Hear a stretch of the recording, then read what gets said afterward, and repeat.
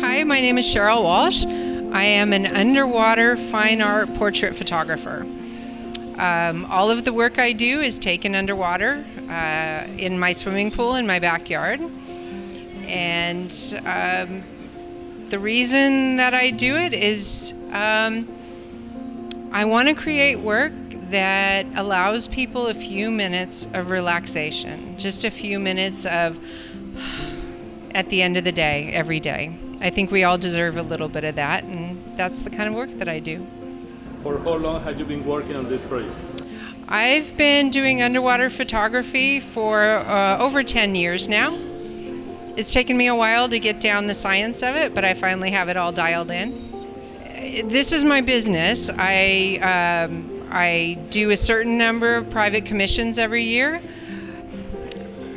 but for the most part, the shoots I do are ones that I produce a story that I'm interested in telling. Tell me a little bit of your history. You got this presentation today here in Santana. Tell me, what else have you been doing? So this is my first solo gallery show. I wanted to create an immersive environment, something that was more than just look at my pretty pictures on the wall. I wanted to be involved in every step of the process. I printed every single one of these prints myself. So I come up with the idea, I do styling with my models for the photo shoots, I capture it in camera, I do all the post-processing myself, and then I do all the printing myself. I did all the mounting and cutting. I picked out every single frame myself. They're all framed, and worked with the framer to frame them all. And then I designed the show, had help from some of the models to curate the costumes, and created what I think is an immersive show, an immersive environment to help explain not just what I do, but why I do what I do. Tell me a little bit about your education. Tell me a little bit about your family, your life. I have the most amazing family, wonderful family. They've been very supportive of this. Being an underwater photographer is not an easy job on the family, so they've been really supportive. I'm basically a middle-aged mom with a minivan and a camera and a pool. I have no formal education in photography at all. I've taken a lot of workshops and online classes and a lot of trial and error, and there really isn't much education for underwater photography. So if photography is an art and a science, underwater photography is an art, a science, and a science. And it took me a number of years, but I got the science of it all dialed in. Tell me about your best and your most difficult experience working on underwater photography. I tend to work with the same models a lot. I found a core group of women who I really appreciate, I really enjoy. They understand why it is I'm doing this, and I feel like we have a connection with our ideas, a connection in our heart to create this kind of work. And so I tend to work with the same people over and over again. I really enjoy that. And what about the difficult experience? Most of my experiences have been great, really good. I work with amazing people. They have wonderful experiences. We've had some outfits that have been challenging. We've had some weather that hasn't been so great. Sometimes we get rain or the sun doesn't cooperate. But I've never had a bad experience doing this, ever. It's always been something positive that's come out of it. Tell me where people can find you, where they can see your work, where they can find information about you. So like I said, I'm a middle-aged mom with a minivan, so I'm on Facebook, because that's where we are. So I'm on Facebook under Cheryl Walsh Photo, and then on Instagram, Cheryl Walsh Fine Art. I have a website, which is cherylwalsh.art. And then here, my first solo gallery show. I'll be here for 3 weeks, and I'm hoping this becomes a traveling exhibition. About your goals, your dreams, where you want to go? My dream was to be a working artist, and I am. So I couldn't be more thrilled. Doing this exhibition was a huge challenge for me. It's something I wasn't comfortable with.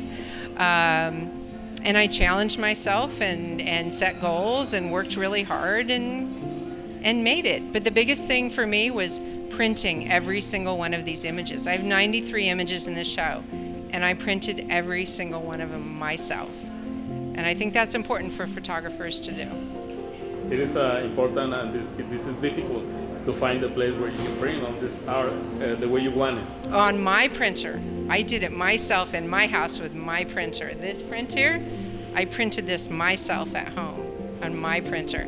I printed on 8 different kinds of paper. Most gallery shows, they use one kind of paper, and I think it's important that each individual image has the right kind of paper associated with it. Okay, what about the time? How much time do you spend for this picture? How much time do you spend working on the picture, post-production, and how much time do you spend on printing? Some of my images are practically straight out of camera. Images with a black background I do very little post-production work on, and then some of them are more. I like a sense of depth and dimension and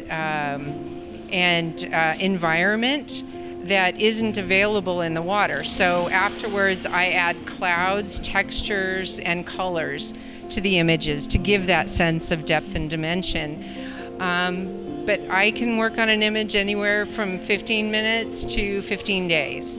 It just depends on what it is that I'm trying to accomplish.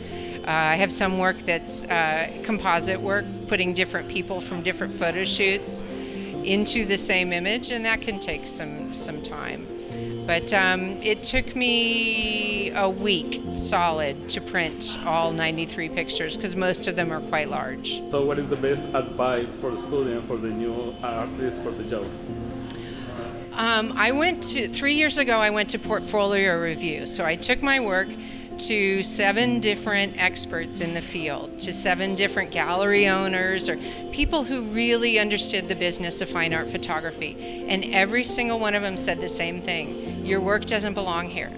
It's lovely, it's pretty, it's interesting, but it doesn't belong here. So make your own rules. Do whatever you want to do. And that was great. It was very freeing. It was, okay, now I can do whatever I want to do, and that's what I've done. I've created a space here in an environment and an immersive environment, and explaining why it is I do what I do, why I work underwater. There's an underwater experience room, curated costumes, so it's far more than just an art show. And I think the best advice I can give is have a dream, stick with it, and work really, really hard. It's not about your talent, it's about how hard you're willing to work. One of the emphasis with this project was to celebrate the other artists that I work with. If it weren't for the models and the designers who make the outfits and the metal crowns and all these beautiful things, I would be alone sitting on the bottom of a pool taking pictures of water. And so collaboration is really important to me, and working with particularly other women. I work with a lot of women who have their own businesses, who had a dream to create art and in an unconventional way, and that's what they've done. And I feel very fortunate to be in that collaborative environment, sharing experiences and sharing our art with each other. I think that's important. And what we make is beautiful. It's just beautiful. That's all. There's no political statement to make. It's not earth-shattering. It's not earth-changing. It's not going to change the world. But if someone can look at my work and have just a few minutes of relaxation in their life, then I've accomplished what it is I'm trying to accomplish.